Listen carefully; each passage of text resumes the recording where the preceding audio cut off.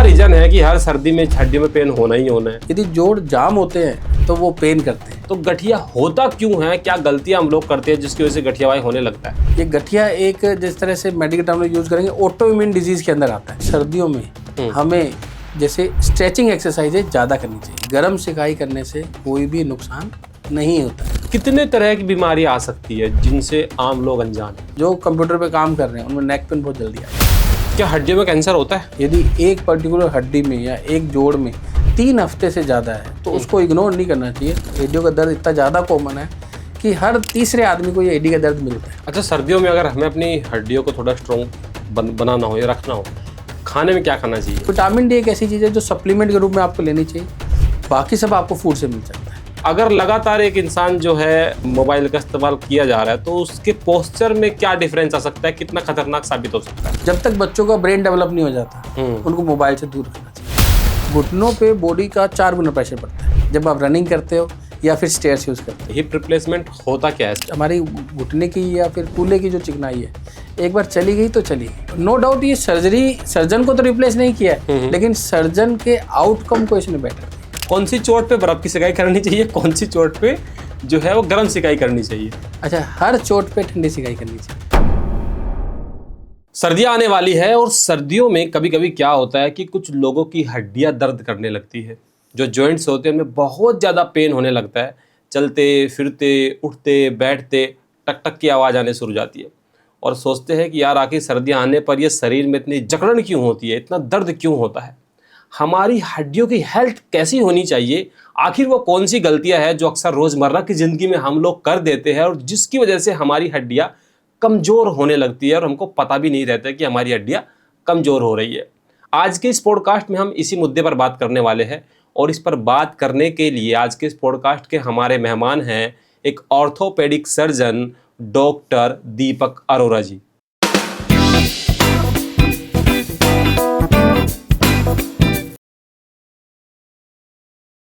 बहुत बहुत स्वागत है सर आपका हेल्दी पॉडकास्ट में। धन्यवाद जी, बहुत बहुत। सर, सर्दी आ रही है, नवंबर का महीना है और सर्दी आते ही जो है जैसे कि मैं बोल रहा था अभी बहुत ज़्यादा होता है कि मतलब पेन होना शुरू हो जाता है, खास करके जो जॉइंट्स होते हैं ना, हड्डियों में जो पेन होता है। क्या रीज़न है कि हर सर्दी में हड्डियों में पेन होना ही होना है? अच्छा, क्या है ना कि जैसे जैसे सर्दियाँ आती हैं जी, तो सर्दियों में क्या है कि जोड़ों में स्टिफनेस आने लगी, जोड़ों में जकड़न आने लग जाती है। अच्छा, जोड़ जाम होने लग जाते हैं। उनके अंदर का जो फ्लूइड है हाँ, उसकी जो मतलब कि वो गाढ़ा हो जाता है तो जोड़ जल्दी जमने लग जाते हैं। यदि जोड़ जाम होते हैं तो वो पेन करते हैं। जैसे एक बार जम गया तो खोलोगे तो पेन करेगा। अच्छा, दूसरा एक मेडिकल कारण जो है वो ये है कि जैसे सर्दियों में धूप कम हो जाती है, आउटडोर एक्टिविटी कम हो जाती है तो विटामिन डी की कमी भी बहुत पाई जाती है। अच्छा, विटामिन डी भी कम हो जाता है और सर्दियों में लाइफस्टाइल थोड़ा सेडिनेटरी हो जाता है। थोड़ा सा जो हम ज़्यादा एक्सरसाइज की तरफ नहीं ध्यान दे पाते तो सर्दियों में एक तरह से क्या होता है कि बॉडी के अंदर जैसे इन्फ्लामेशन भी ज़्यादा होता है। जैसे हम माने इन्फ्लामेशन जैसे कि जिनको गठिया है तो सर्दियों में वो जल्दी पकड़ता है क्योंकि जाम होने लग जाता है। ठंड की वजह से, जोड़ों में जकड़न की वजह से गठिया भी बहुत ज़्यादा पकड़ लेता है। अच्छा, तो सर्दियों में डेफिनेटली ये बात सही है कि दर्द बढ़ने लग जाते हैं। जिनका गठिया है वो बढ़ने लग जाता है और ये गठिया वाले लोगों को पता होता है कि जिनके गठिया का जो उनका रेगुलर इलाज चलता रहता है कि अब सर्दियां आने वाली हैं, अब दिक्कत बढ़ने वाली है। अच्छा, ओके। अच्छा जी, बताइए जैसे अभी आपने बोला जो गठिया वाई भी गाँव में अक्सर लोग बोलते हैं। मैंने बहुत लोगों को देखा है जिनको ये गठिया की प्रॉब्लम है और वो मुझे कभी ठीक होते हुए नहीं दिखाई देते। उनके जो जॉइंट्स होते हैं बहुत मोटे मोटे हो जाते हैं। तो जो गठिया की जो बीमारी है ये आखिर ऐसी क्या है कि ये अनट्रीटेबल है? क्या इसको सच में पहले जैसा इंसान हो सकता है नॉर्मल कि नहीं हो सकता? तो गठिया होता क्यों है? क्या गलतियां हम लोग करते हैं जिसकी वजह से गठियावाई होने लगता है? अच्छा देखो, मैं सिंपल भाषा में आपको समझाता हूँ। वैसे तो बड़ा मेडिकल टर्मिनोलॉजी है, बहुत दिक्कत है जी। ये गठिया एक जिस तरह से मेडिकल टर्मिनोलॉजी यूज़ करेंगे ऑटो इम्यून डिजीज़ के अंदर आता है। ऑटो इम्यून डिजीज़ मतलब कि हमारे शरीर में प्रतिरोधक क्षमता है जो हमें बाहर के जीवाणु से, बाहर के बैक्टीरिया से बचाती है। कुछ भी बाहर से कुछ आ जाए तो उससे अगेंस्ट काम करती है। लेकिन क्या होता है कि कई बार हमारे बॉडी में ऐसे चेंजेज आ जाते हैं, ऐसे एनवायरमेंटल चेंजेज आ जाते हैं या ऐसे हार्मोनल चेंजेज आ जाते हैं, हमारी जो प्रतिरोधक क्षमता है वो पहचानना बंद कर देती है कि कौन सा बाहर का प्रोडक्ट है, कौन सा अंदर का प्रोडक्ट है। अच्छा। जैसे जनरली जो कॉमन जो पहचानने में अंतर आने लग जाता है, वो अंतर आता है कि हमारी जो प्रतिरोधक क्षमता है हमारे खिलाफ ही काम करने लग जाती है। कि हमारा बेटा बिगड़ गया जी, अच्छा, बिगड़ गया तो बिगड़ गया, तो हमारे खिलाफ ही काम करने लग गया। तो हमारी प्रतिरोधक क्षमता, जिसको बाहर के लोगों से लड़ना था, वो हमारे जोड़ों के खिलाफ काम करने, वो सोचते हैं कि ये जोड़ हमारे नहीं है, बाहर के, तो उनके खिलाफ काम करने लग जाती है। अब होता क्या है कि गठिया एक बार एक्टिवेट हो गया, चाहे वो वायरल इन्फेक्शन हो, उससे भी एक्टिवेट हो सकता है। अच्छा। हार्मोन्स, जैसे प्रेगनेंसी में हार्मोन्स चेंज होते हैं, तो चेंज हो जाता है एनवायरनमेंट, तो वो जो प्रतिरोधक क्षमता है जो ठीक काम कर रही थी, सडनली वो डिरेंज हो जाती है। बॉडी के अंदर भी, हमारी जो शरीर है इसके अंदर भी कोडिंग चलती है, सब कंप्यूटराइज कोडिंग चलती है, कोडिंग पे काम हो रहा है कि भैया ये बाहर का है, ये अंदर का। अब बैक्टीरिया अंदर गया तो प्रतिरोधक क्षमता ने पहचान लिया ना कि ये बाहर का है, वो आके उस पर रिएक्ट करने लग जाते हैं, लेकिन उसकी पहचानने की क्षमता खत्म हो जाए तो वो हमारे खिलाफ काम करने लग जाती है। तो बॉडी के अंदर वो ऐसी ऐसी एंटीबॉडी बनाने लग जाती है जो हमारे जोड़ों पे खराब करती है, तो इसे गठिया बोलते हैं। अब ये खत्म नहीं होता, ये बात आपने कही खत्म, क्योंकि प्रतिरोधक क्षमता तो हमारी है ना, वो गलत काम कर रही है। अब क्या दवाइयों से, जो हम दवाइयाँ देते हैं या उसके खिलाफ देते हैं, वो एक तो ये है कि दवाइयाँ उनको सप्रेस कर देते हैं, कि वो एंटीबॉडी बनाना बंद कर देते हैं, लेकिन वो दोबारा फिर कभी भी बना सकते हैं। अब हमारे शरीर से हम अपनी प्रतिरोधक क्षमता तो अलग नहीं कर सकते ना। अब हमारा बेटा, मैंने बताया, बिगड़ गया, तो बेटे को अलग तो नहीं कर सकते, वो तो घर का पार्ट ही रहेगा ना। तो ऐसा ही है, इसलिए ये कहते हैं कि जो गठिया है वो खत्म नहीं होता है, कंट्रोल हो जाता है, और कई बार ऐसा कंट्रोल हो जाता है कि दोबारा परेशान नहीं करता है। पर ऐसा है नहीं कि वो नहीं आ सकता, वो आ सकता है। अच्छा, तो उसका परमानेंटली कोई इलाज नहीं है? वही मैंने कहा कि प्रतिरोधक क्षमता है, वो अभी ठीक काम कर रही थी, फिर बिगड़ गई।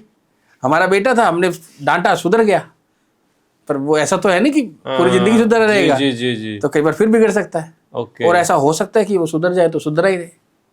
ओके। अच्छा, जिनको मान लीजिए गठिया बाय है या उनको शिकायत हो रही है, जैसा कि आपने सिम्टम्स बोला है, उनको इनिशियली या शुरुआती दौर में किन किन चीज़ों का ध्यान रखना चाहिए जिससे कि इस चीज़ों पर थोड़ा सा काबू पा सके? देखो मेरी बात सुनो, पहले तो गठिया को पहचानना आना चाहिए कि गठिया है या गठिया नहीं है, खुद को पहचानना आना चाहिए। कैसे पहचानेंगे? अच्छा देखो, आपके दो तरह के बॉडी में जोड़ होते हैं जी। एक तो हाथों के जोड़ होते हैं, हाँ। एक पैरों के जोड़ होते हैं। जी। घुटने हो गए, एल्बो हो गई, कोहनी होगी। जी। तो हमारे जो पैरों के जोड़ है वो सब वजन लेते हैं। जैसे घुटने हैं, पैर है, वो वजन लेते हैं। यदि आप भागोगे, बहुत ज्यादा काम करोगे, सीढ़े चढ़ोगे, तो दर्द थोड़ा बहुत आ सकता है।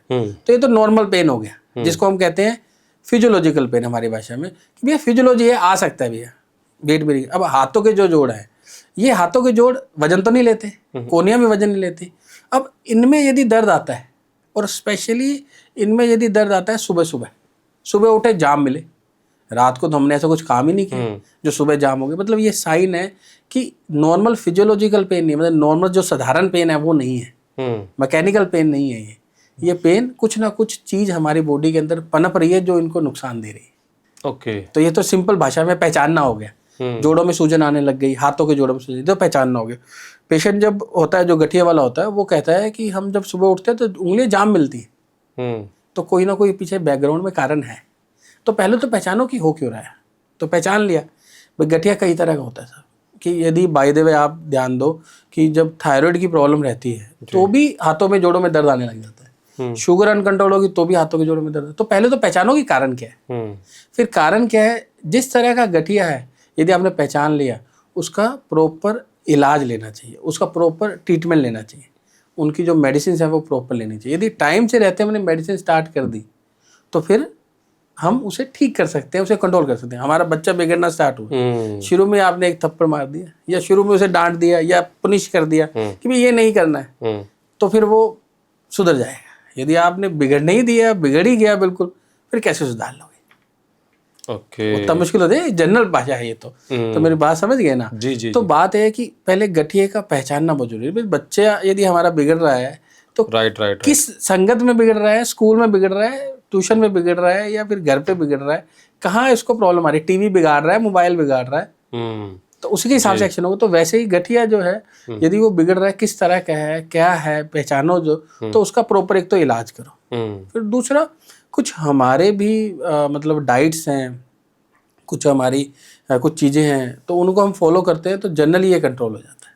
ओके। अच्छा, एक्सरसाइज की आपने बातें की है, तो सर्दियों में जैसे उठते ही बोलते हैं कि जाम मिलता है हर चीज़ अपना, ठीक है। तो क्या सर्दियों में ऐसी कौन सी उठते ही हम लोगों को एक्सरसाइज करनी चाहिए जिससे कि हमारे जो जॉइंट्स पेन है सर्दियों में हो जाते हैं उनमें रिलीफ मिले? अच्छा देखो, एक्सरसाइज दो तरह की हम यूजुअली रिकमेंड करते हैं। दो तरह की प्रॉपरली एक्सरसाइज होती है। एक तो हमारा अगर योग, व्यायाम और स्ट्रेचिंग एक्सरसाइजेस, जिसमें हम अपनी बॉडी को मोबिलाइज करते हैं। और एक हो जाती है स्ट्रेंथनिंग, ताकत वाली एक्सरसाइज, जिसमें वेट उठाना होता है। तो मेरा ये मानना है कि सर्दियों में हमें जैसे स्ट्रेचिंग एक्सरसाइजेज ज़्यादा करनी चाहिए, योग व्यायाम ये सब ज़्यादा करना चाहिए। स्ट्रेंथनिंग एक्सरसाइज अलग पार्ट है, वो आप पे डिपेंड करता है, आप करो नहीं करो। लेकिन आपको जब स्ट्रेचिंग एक्सरसाइज आप करते हो तो उससे आपके जोड़ों के दर्द चले जाते हैं। ओके। अक्सर लोग ये भी रिकमेंड करते हैं, कुछ खास करके जो देसी लोग होते हैं, कि जैसे ही इस तरह की चीज़ें हमको महसूस हो, जॉइंट्स में पेन, हड्डियों में दर्द, तो गर्म पानी से सिकाई कर लेना, या तेल को, देसी तेल जो आपका कोकोनट ऑयल हुआ या फिर आपका ये मस्टर्ड ऑयल हुआ, उसको गर्म करके भी उसकी मालिश करना लोग शुरू कर देते हैं। तो ये सही है या फिर इससे कुछ गलत इम्पैक्ट हो सकता है? नहीं नहीं, ये बिल्कुल सही है। सर्दियों में जोड़ जाम हो जाते हैं ठंड की वजह से। हाँ। यदि आप गर्म सिकाई करोगे वो खुल जाएंगे, उनमें आराम आ जाएगा। ओके। तो ये करना चाहिए। गर्म सिकाई करने से कोई भी नुकसान नहीं होता है। एक चीज़ मैं आपसे और जानना चाहता हूँ, अक्सर मार्केट में बहुत सारे ऐसे तेल हैं जो ऑर्थो के नाम से बिकते हैं, ठीक है, और बोलते हैं कि जॉइंट्स पेन में पूरा रिलीफ दे देते हैं, और अगर कोई यूज भी करो तो वो देते भी है।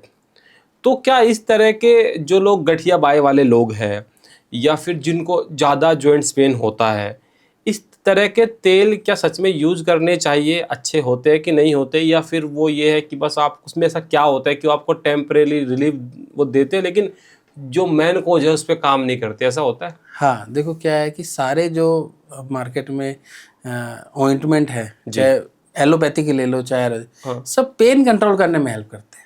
मोस्ट ऑफ जो वर्क करते हैं ना, वो पेन कंट्रोल थ्योरी पे काम करते हैं। मैं आपको एग्जांपल देके समझा भी दूंगा, पर जो अंडरलाइंग डिजीज है उस पे काम नहीं करते। वही मैंने बताया, जैसे गठिया आपको हो गया, आपने सिकाई की तो भी आराम आ जाएगा। आपने यदि तेल लगा लिया गरम तो भी आराम आ जाएगा। आप डिक्लोफेनेक का कोई जेल आता है मार्केट में, कई जेल आते हैं, कोई ऑइंटमेंट आते हैं, लगा लो आराम आ जाए। लेकिन वो रूट कोज पे काम नहीं कर रहे जी। कि उसको ठीक नहीं कर सकते। बीमारी की जो प्रोग्रेशन है उसको नहीं रोक सकते वो।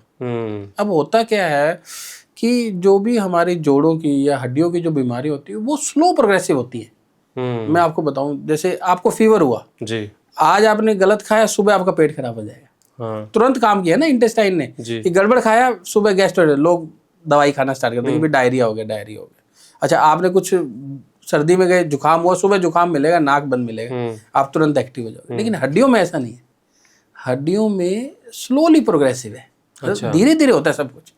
एकदम से बहुत कम ही चीजें आती है, तो धीरे धीरे होता है। तो आदमी पहचान ही नहीं पाता कि कहाँ हमें करना चाहिए था, कहाँ नहीं करना चाहिए था। जैसे जोड़ों में दर्द हुआ, हमने तेल लगा लिया, ठीक हो गए, कल फिर लगा लिया, कल फिर ठीक हो गए, परसों लगा लिया, ठीक, ऐसे चलता रहता है। पर अंडरलाइंग डिजीज वो प्रोग्रेस धीरे धीरे होती है, धीरे धीरे बीमारी आती है, धीरे धीरे प्रोग्रेस होती है।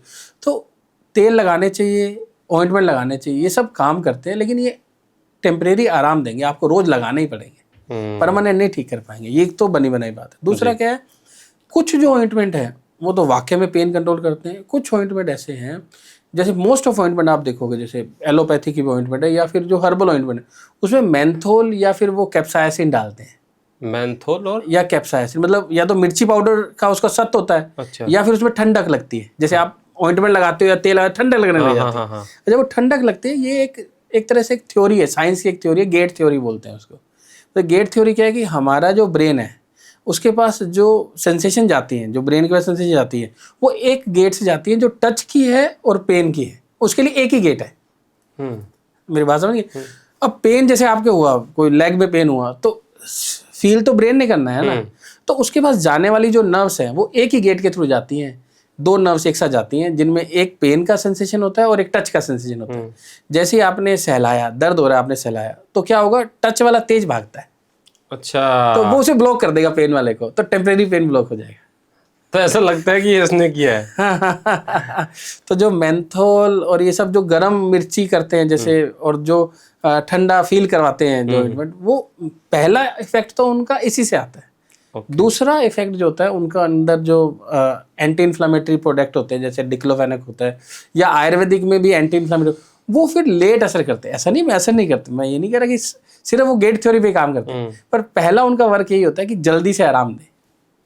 ये सब एक तरीके है आराम दिलाने का। आप भी चोट लग जाती है, आप सहलाने लग जाते हो, सहलाते हो आराम आ जाता है। हाँ, तो सहलाना अब जल्दी पहुंचता है।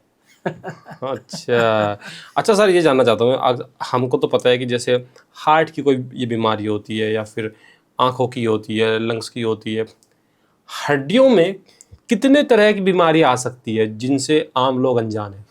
अच्छा, हड्डियों में बहुत तरह की बीमारी आ सकती है जी। बहुत तरह की बीमारी हड्डियों में। जो बच्चों से यदि हम स्टार्ट करें, अच्छा बच्चों में देखो, एक तो फ्रैक्चर तो बहुत कॉमन है कि फ्रैक्चर तो किसी भी हड्डी में आप यदि गिर गए तो चोट लग गई, तो फ्रैक्चर का तो प्रॉपर इलाज भी है कि हम उसमें स्प्लिंटेज करते हैं या ऑपरेट करते हैं।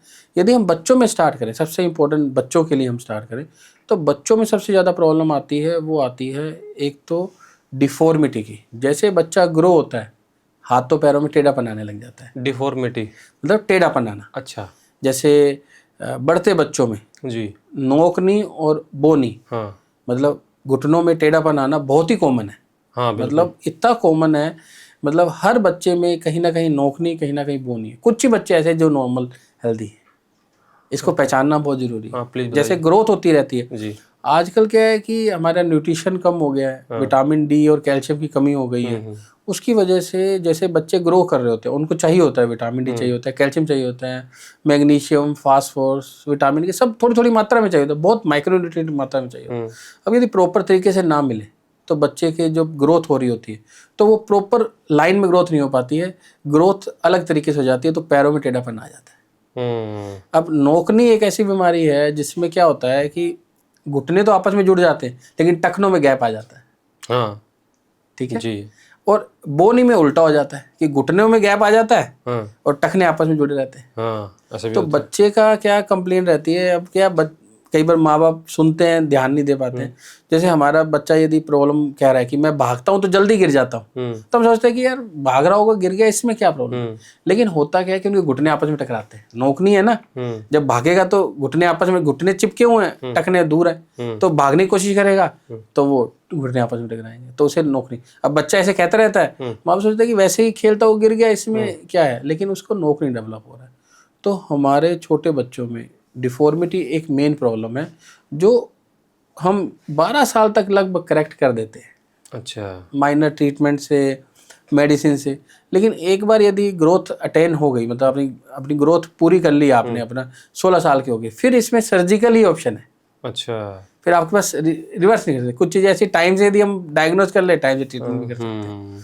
अब देखो जो मिडिल एज जो आ गया, जैसे अब आपने पहले सोचा था बच्चों में क्या समस्या आ रही है, मिडिल एज में जो समस्या आ रही है, वो समस्या आ रही है, मेनली आ रही है कि रिपीटेटिव स्ट्रेस इलनेस आ रहा है। मतलब musculoskeletal disorder due to repetitive stress, मतलब जोड़ों की या फिर हमारे शरीर की जो बीमारी है, वो हम एक काम को बार बार कर रहे हैं। जैसे जो कंप्यूटर पे काम कर रहा है, वो कंप्यूटर पे काम करता ही जा रहा है, तो होगा क्या कि एक पर्टिकुलर मसल जो है वो एक्टिव हो जाएंगी, एक पर्टिकुलर मसल जो है वीक हो जाएंगी, तो गर्दन में इम्बैलेंस हो जाता है। तो नेक पेन जो है एडल्ट्स में बहुत कॉमन है, जो कंप्यूटर पे काम कर रहे हैं उनमें नेक पेन बहुत जल्दी आ जाता है। तो उसका थोड़ा न्यूट्रिशनल वैल्यू भी है कि आपकी न्यूट्रिशन की कमी भी है। दूसरा, आप जो है वर्किंग कर रहे हैं, उस वर्किंग में आप ब्रेक नहीं ले रहे, लगातार किए जा रहे हैं। वही मैंने आपको पहले बताया था कि जो हमारा बॉडी है, जो हमारे जो बॉडी है, वो अडेप्टिव पावर होती है उसमें, मतलब उसमें पावर होती है, क्षमता होती है कि वो अब संभाल लेती है। तो धीरे धीरे प्रॉब्लम डेवलप होती है। आप लंबे टाइम से काम करते रहते हैं और आपको प्रॉब्लम आती नहीं, फिर जब प्रॉब्लम आती है तो आप सोचते हो ये काम तो हम पहले से ही करते आ रहे हैं, तो इससे तो होनी नहीं चाहिए। तो ये ओल्ड एज में जो प्रॉब्लम आती है वो जनरली हड्डियों की कमजोरी की वजह से आती है, हड्डियाँ वीक हो जाती है, जिसको हम ऑस्टियोपोरोसिस बोलते हैं, या जोड़ों में घिसावट की आती है, जिसे हम ऑस्टियोआर्थराइटिस बोलते हैं। ओके। क्या हड्डियों में कैंसर होता है? बिल्कुल कैंसर होता है। क्या बोलते हैं हड्डी वाले कैंसर को? बहुत अलग अलग नाम है। यूजुअली जो कॉमन कैंसर होता है, जैसे ऑस्टियोसार्कोमा बोलते हैं उसको। ऑस्टियोसार्कोमा। ओके, ये क्या, ये मतलब इसके सिम्टम्स क्या होते हैं? अभी सिम्टम्स देखो क्या है कि जो बोन होती है, अब हमारा जो बोन का जो टिश्यू है, जो बोन बनाने वाला टिश्यू, तो वो बोन बनाएगा ना, हड्डी बनाएगा ना। यदि हड्डी ना बना के वो कुछ और बनाने लग जाए, अच्छा, फैट बनाने लग जाए, ब्लड बनाने लग जाए, ऐसा हो जाता है, तो हड्डी खोखली होने लग जाती है। इसको हम कैंसर बोलते हैं। वो सिंपल बोन सिस्ट से लेके ऑस्टियोसार्कोमा डेंजरस बीमारी तक इसकी वैरायटी है। मतलब ऐसा नहीं है कि मतलब सिर्फ डेंजर ही होती है हमेशा। कई बार सिंपल बोन सिस्ट मतलब सिर्फ बोन खोखली हो जाती है थोड़ी सी, बाकी कुछ प्रभाव नहीं आता है, ये भी हो सकता है। और बहुत मेजर बीमारी तो ये तो तुरंत हमें एड्रेस करें। इसका एक ही लक्षण आता है, पेन आने लग जाता है हड्डी के अंदर, अनएक्सप्लेन्ड पेन आने लग जाता है। किसी पर्टिकुलर पार्ट में आता है या फिर कहीं भी आ सकता है, कहीं भी आ सकता है, घुटने में भी आ सकता है, जांग में भी आ सकता है, बाजू में भी आ सकता है। यदि आपको कोई भी पेन यदि एक पर्टिकुलर हड्डी में या एक जोड़ में 3 हफ्ते से ज़्यादा है तो उसको इग्नोर नहीं करना चाहिए, उसका एक्सरे या MRI आपको जरूर करवाना चाहिए। ये पता करने के लिए कि ये पेन, कुछ पेन ऐसे मैं मान रहा हूँ, मैं आपको पहले बोल रहा था कि कुछ पेन ऐसे हैं जो फिजियोलॉजिकल, जैसे आप रनिंग करते हैं दोनों घुटनों में दर्द आ गया तो वो थोड़ा बहुत आ सकता है कि हम मानते हैं कि यूजुअल है, या आपने सीढ़ियाँ बहुत चढ़ ली या आपने बहुत काम कर लिया, कमर दर्द आ गया थोड़ा बहुत, तो हम मान सकते हैं। लेकिन यदि अनएक्सप्लेन्ड पेन है, जैसे आप सुबह उठे तो भी दुख रहा है ना, आपकी एक्टिविटी से रिलेटेड है, ये हमेशा ही दुखता रह रहा है और उसका ड्यूरेशन 2-3 हफ्ते से ज़्यादा हो गया है, तो आपको जरूर या तो पहले ही करवा लो, गलत नहीं है, डॉक्टर के पास जाना तो गलत नहीं है, पर यदि आप जाना चाहते हो, यदि 3 हफ्ते से ज़्यादा है तो आपको फर्दर बाकी जांचें करवानी जरूरी हो जाती है, जैसे एक्सरे या फिर MRI, प्रेफरेबली MRI।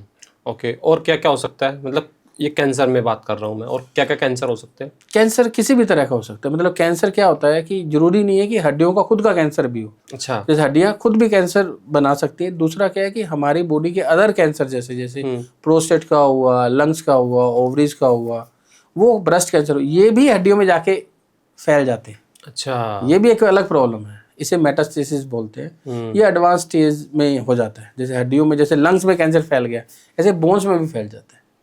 तो वहाँ दर्द करता है, कभी कभी फ्रैक्चर भी कर देता है हड्डी। अच्छा डॉक्टर साहब, एक बात और बताइए, अक्सर हम फिल्मों वगैरह में हम लोग मतलब देखते हैं, ये बोन मैरो के बारे में थोड़ा सा मैं जानना चाहता हूँ कि एक आई थिंक वो क्रिस मूवी है जिसमें वो बोन मैरो ये निकाल के फिर उसमें ट्रांसफर कर दिया जाता है, तो फिर वो पूरा आदमी ठीक हो जाता है ना? तो बोन मैरो इतना ज़रूरी क्यों है? पहली बात तो ये, और बोन मैरो के बारे में मैं आपसे थोड़ा डीपली चर्चा करना चाहूँगा कि बोन मैरो के बारे में सिर्फ हमको सुना है, इसकी बोन मैरो निकाल ली तो इतना बड़ा इंजेक्शन दिखाते हैं, इतनी बड़ी सुई वाला तो मैंने कहा यार तो आर पार हो जाएगा इंसान के। मतलब बोन मैरो का इतना खौफ क्यों है? बोन मैरो का क्या काम होता है? बोन मैरो क्या क्या चीज़ ठीक कर सकता है? क्या सच में अगर किसी को ब्लड कैंसर है और उसके बोन मैरो चेंज कर दिया जाए तो वो ठीक हो सकता है कि नहीं हो सकता है? तो बोन मैरो मतलब ये यार चीज़ क्या है, ये नहीं हमको पता है, तो उसके बाद थोड़ा जानना चाहता हूँ। बोन मैरो क्या होता है कि हमारे शरीर में कुछ ऐसी हड्डियां हैं जिसके अंदर बोन मैरो होता है, मतलब वहाँ नया ब्लड बनता रहता है। अच्छा। जो मेन हड्डी जो होती है हमारी इलायक विंग होती है, मतलब कि कूल्हे की ऊपर एक हड्डी होती है, बड़ी हड्डी होती है जिसके ऊपर पेंट बनता है, इसमें बोन मैरो होता है। और बोन मैरो मतलब हड्डी होती है, उसके अंदर ऐसी सेल्स होती हैं जो नया खून बनाती रहती है। जो भी हमारी बोन्स होती है उसके जो कोने होते हैं, जो एंड होते हैं, वो स्पंजी होते हैं, मतलब एक तरह से स्पंज होता है। जैसे नॉर्मल हड्डी खोखली होती है, जो सेंटर की जो बोन है वो खोखली होती है, जो कोने जो एंड के होते हैं वो स्पंजी होते हैं, मतलब कि वो दबा सकते हैं उनको, दबा नहीं सकते, काइंड ऑफ स्पंज होता है। अच्छा, ऐसे उसका स्कैफोल्ड बना रहता है। उसके अंदर जो है जो ब्लड सेल्स होती है, जो उसके अंदर जो सेल्स होती है वो नया ब्लड बनाती रहती है। तो जो बोन्स के एंड है और जो मेन हमारी जो कूल्हे के ऊपर की जो हड्डी है जिसके ऊपर हम अपनी पैंट बांधते हैं, इसके अंदर रिच टिश्यू होता है जिसको हम बोन मैरो बोलते हैं, और ये लगातार प्रोलिफरेट होता रहता है और नया ब्लड बनाता रहता है। अच्छा, तो इसे बोन मैरो बोलते हैं। जैसे ही आप इसके अंदर यदि कोई इसका जैसे बोन के अंदर होता है, तो जब इसे निकालना होता है तो इसके लिए अलग से शार्प निडल्स वो आती हैं, तो जैसे इसके अंदर डालते हैं, वो बेहोश करके डालते हैं, पता नहीं लगता। अच्छा, तो वो बोन मैरो निकल के बाहर आता है। तो एक तरह से ये ब्लड होता है जो नया ब्लड बना रहा होता है। अच्छा, जो हमारे शरीर में जितना भी ब्लड है वो वही बनाता है बोन मैरो? बोन मैरो बनता है, वहीं पे बनता है सारा ब्लड, वही बनता है। तो क्या इससे जो अगर मान लीजिए कोई कैंसर वगैरह होता है, ब्लड कैंसर, तो बोन मैरो से ठीक होता है? Bone marrow transplant is a good option, अच्छा ऑप्शन है इसके लिए। ओके, और क्या काम हो सकता है ये बोन मैरो का इसके अलावा, या बेसिक यही काम है? ये मेन काम तो इसका यही है। अच्छा, ओके। एक बात और होती है सर, जैसे कि अभी आप हम लोग बातें करते हैं कि सुबह उठते ही पेन होने लगता है, मैं अपना बता रहा हूँ आपसे और पूछना भी चाहूँगा मैं इसके लिए, जो मेरी एड़िया है, खास करके अभी सर्दी आने वाली तो यही समस्या है, तो जब एड़िया होती है तो जब मैं उठता हूँ तो बहुत पेन करती है, तो धीरे धीरे मैं चलता हूँ फिर ठीक हो जाती है, और कहीं मेरे को पेन नहीं होता है। कभी कभी क्या होता है कि हड्डियाँ मेरी, जैसे मैं उठा तो टक बोली, पेन नहीं होता है, ठीक है, कोई दिक्कत नहीं, ऐसे ही। तो कई एक बार मुझे क्या हुआ, बहुत बार ऐसा हुआ, तो फिर मैंने मल्टीविटामिन कैप्सूल खाए तो मुझे आराम मिला उसमें, फिर वो टक टक ऐसे नहीं हुआ। इसके पीछे क्या रीज़न हो सकते हैं? अच्छा देखो, एडियो का दर्द तो बहुत ही एक तो कॉमन बात है, मतलब एडियो का दर्द इतना ज़्यादा कॉमन है कि हर तीसरे आदमी को ये एडी का दर्द मिलता है। अच्छा। अच्छा, एडी का दर्द क्या होता है कि मैं आपको जो फैक्ट, जो कॉमन कारण है वो बताऊंगा, जो रेयर कारण है वो भी बताऊंगा। देखो, एडी का दर्द क्या होता है, एडी के अंदर हमारे फैट होती है, एडी के अंदर बोन होती है, एडी का एक बोन होती है, कैल्केनियम बोन होती है, उसके आगे जो होती है फैट होती है, कवर फैट से रहता है, हम चलते रहते हैं उसको यूज करते रहते हैं। यदि हमारी बोन कमजोर हो जाए या उम्र के साथ जो एडी की जो फैट है उसकी क्वालिटी कमजोर हो जाए तो क्या होता है, हड्डी पे जोर आने लग जाता है, और हड्डी पे यदि जोर आने लग जाता है तो फिर कभी कभी ये दुखना स्टार्ट कर जाती है। अच्छा। कॉमन कारण तो इसका जैसे बोन वीकनेस है या यूरिक एसिड बढ़ जाता है तो भी एडियां दुखती है। अच्छा। यूरिक एसिड, और कभी कभी रेयर सिनेरियो में ये आर्थराइटिस का भी एक तरह से सिम्टम हो सकती है। तो जनरली हमारी एडी दुखती है वो हार्ड फुटवियर पहनने से या फिर बोन वीकनेस होने से दुखती है, कभी कभी यूरिक एसिड बढ़ने से दुखती है, और कभी कभी रेयर इंस्टांस में ये गठी का भी पार्ट होती है। अच्छा, ऐसे भी हो सकता है। हाँ, जनरली ये विटामिन सप्लीमेंट लेने से, जैसे विटामिन डी, कैल्शियम लेने से या चप्पल शॉर्ट पहनने से इम्प्रूव कर जाती है। यदि ये इम्प्रूव नहीं करती है तो आप जैसे अपना यूरिक एसिड चेक करवाओ, आप अपना जैसे आर्थराइटिस के कुछ टेस्ट होते हैं वो चेक करो, उससे क्लियर हो जाता है। ओके। अच्छा, सर्दियों में अगर हमें अपनी हड्डियों को थोड़ा स्ट्रॉन्ग बनाना हो या रखना हो, खाने में क्या खाना चाहिए? अच्छा, ये तो एक ऐसा बड़ा टॉपिक है जिस पे पूरा 1 घंटे बात हो सकती है। क्या? प्लीज। अब देखो मेरी बात सुनो, हमारे शरीर में बोन्स है, बोन्स को हेल्दी रखने के लिए प्रोटीन चाहिए, कैल्शियम चाहिए, और मैग्नीशियम, फास्फोरस और विटामिन के चाहिए। अब क्या है कि जो प्रोटीन है वो तो हमें वेजिटेरियन डाइट्स में पनीर से मिलता है, सोयाबीन से मिलता है, दालों में भी प्रोटीन होता है, और नॉन वेज में चिकन हुआ, अंडा हुआ, ये अच्छे प्रोटीन के सोर्स है। जी जी जी। कैल्शियम भी हमें दूध, दही, पनीर से मिलता है, मखानों से भी पनीर मिलता है, मखानों से भी कैल्शियम मिलता है। अब बात आई मैग्नीशियम की। मैग्नीशियम जनरली नट्स में मिलता है, जैसे पिस्ता हुआ, बादाम हुआ, इनमें मैग्नीशियम का अच्छा सोर्स होता है। हालांकि दालों में भी मैग्नीशियम होता है, तो जैसे होल ग्रेन होता है ये लेना चाहिए, उसमें मैग्नीशियम होता है। अब बात हुई विटामिन के की। विटामिन के विटामिन डी की तरह बोन बनाने में हेल्प करता है, लेकिन कम मात्रा में। तो विटामिन के जो है वो जनरली हमें हरी पत्तेदार सब्जी में ही मिलता है, विटामिन के। हाँ, ये बहुत ही इम्पोर्टेंट बात है कि विटामिन के जो है जो इम्पोर्टेंट पार्ट है हमारी बोन बनाने में जो हेल्प करता है, ये हमें उन चीज़ों से मिलता है जो आजकल हम लोग कम खा रहे हैं। आजकल दूध, दही तो कैल्शियम के लिए खा रहे हैं, लेकिन हरी पत्तेदार सब्जी नहीं खा रहे हैं, तो भी बोन वीक हो जाती है। और उसके बाद जो प्रॉब्लम आती है वो प्रॉब्लम आती है जैसे क्या है, विटामिन डी की। सर्दियों में सबसे ज़्यादा प्रॉब्लम आती है विटामिन डी की। बिल्कुल। जैसे बाहर के जो देशों में लोग रहते हैं, जैसे कनाडा में, वहाँ तो बिल्कुल ही सर्दी पड़ती है। हाँ। वहाँ तो है ही नहीं धूप का, तो वहाँ विटामिन डी की बहुत कमी। इंडिया में भी आजकल विटामिन डी बहुत कम हो गया। जैसे हम यहाँ रहते हैं तो इंडोर वर्क करते हैं, सारा दिन बाहर जाते नहीं है धूप में, तो विटामिन डी की बहुत कमी हो जाती है। तो विटामिन डी एक इम्पॉर्टेंट पार्ट है जो कैल्शियम को एक तरह से बोन्स तक लेके जाता है। तो विटामिन डी जो है मेनली जो है एग योक में मिलता है या फिश लिवर ऑयल में मिलता है, जो जनरली हम कंज्यूम नहीं करते हैं। तो जनरली विटामिन डी के तो सप्लीमेंट हमें लेने ही चाहिए। ओके। तो आपको ये यदि मैं बोन्स का बताऊं, तो दूध, दही, पनीर जी, सोयाबीन जी, चिकन जी, अंडा, एक पार्ट ये हो गया। दूसरा ग्रीन लीफी वेजिटेबल्स, दालें, और जैसे ब्रोकली हो गई। नट्स बहुत इंपॉर्टेंट है, जैसे मैंने अभी दोबारा प्रेशर डाला जी, नट्स की बहुत इंपॉर्टेंट है। यदि कोई नॉन वेज फूड खाता है तो फिश एक बहुत अच्छा सोर्स है विटामिन डी का भी, फास्फोरस का भी। तो ये पूरा कॉम्बो है, ये सब मिलके यदि हम खाएंगे तो बोन्स हेल्दी रहेंगी। यदि आप सिर्फ दूध दही खाते रहोगे या दूध दही पीते रहोगे तो नहीं काम बनना है। अच्छा। आपको सब लेना है। विटामिन डी धूप से मिलता है। विटामिन डी एक ऐसा हार्मोन है जो हम प्रोड्यूस करते हैं। जनरली सारे विटामिन हम खाते हैं, विटामिन डी तो हम पैदा करते हैं। धूप जब स्किन से टच करती है तब विटामिन डी डेवलप होता है। यदि आप धूप नहीं ले पाते हैं या धूप हम जनरली नहीं ले पाते, आजकल बहुत सारी प्रॉब्लम्स होने लगी हैं धूप की वजह से, सनबर्न होने लग गए हैं, या फिर कुछ सेंसिटिव पेशेंट में स्किन कैंसर्स के भी चांस बढ़ जाते हैं धूप का एक्सेसिव एक्सपोजर से। तो विटामिन डी एक ऐसी चीज़ है जो सप्लीमेंट के रूप में आपको लेनी चाहिए, बाकी सब आपको फूड से मिल सकता है। अब बात करें जॉइंट्स की। जी। अब क्या होता है, जो जॉइंट है वो लुब्रिकेशन का काम करते हैं। हड्डियां तो मजबूत होती है, उसमें कैल्शियम होता है, मजबूती देता है, लेकिन जॉइंट अलग है। जॉइंट तो लुब्रिकेशन होता है, इसके अंदर चिकनाई होती है।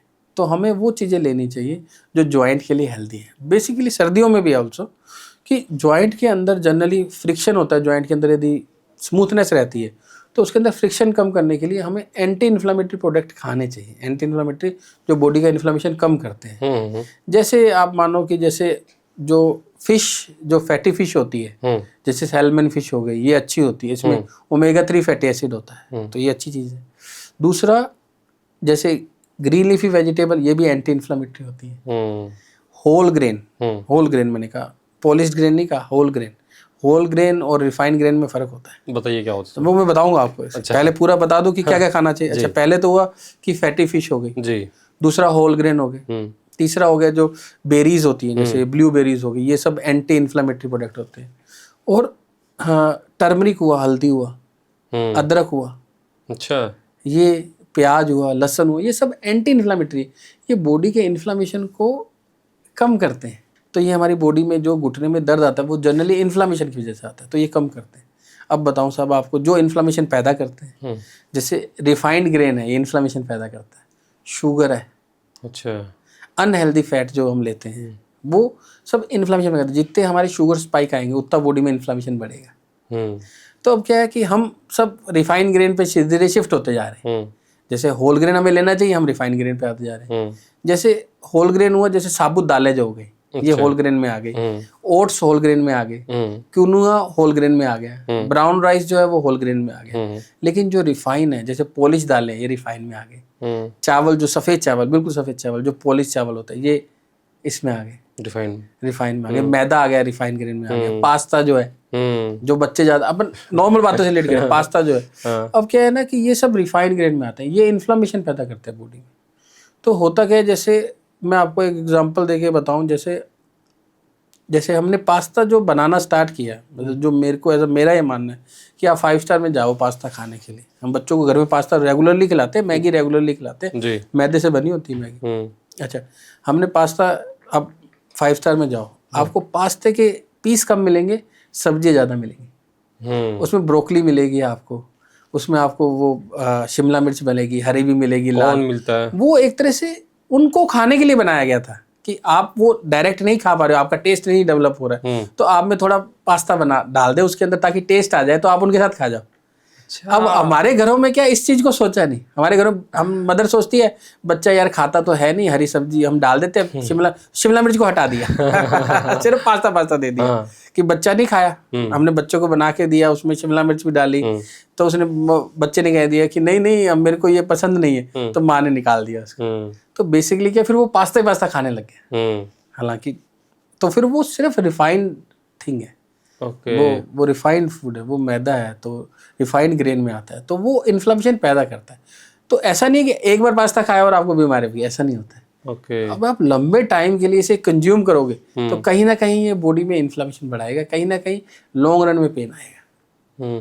अच्छा, हम ये सुनते हैं ना कि जैसे धूप में बैठो तो विटामिन डी मिलता है, आपने बोले तो, लेकिन कहीं पे मैंने पढ़ा है कि धूप से विटामिन डी नहीं मिलता है। धूप में जो रेज होती है वो आपकी स्किन में जो विटामिन डी होती है उसको एक्टिव करते हैं, ट्रिगर करता है, जिसकी वजह से वो आपको मिलता है। तो क्या सच में धूप से विटामिन डी मिलता है, या धूप एक मीडियम है? मीडियम है, धूप एक मीडियम है। धूप में रेज होती है, अल्ट्रावायलेट रेज होती है, वो बॉडी में हार्मोन को एक्टिव करने में कन्वर्ट करती है। हालांकि उसका प्रोसेस, सन एक्सपोजर जरूरी है उसके लिए। तो अल्टीमेटली जो एक्टिव फॉर्म है वो जाके किडनी से ही प्रोसेस होती है। किडनी से मिलता है? हाँ, मतलब जैसे इसमें एक चेन है, पहले लीवर में, फिर किडनी में जाके इसका अल्टीमेट एक्टिवली प्रोसेस बनेगा।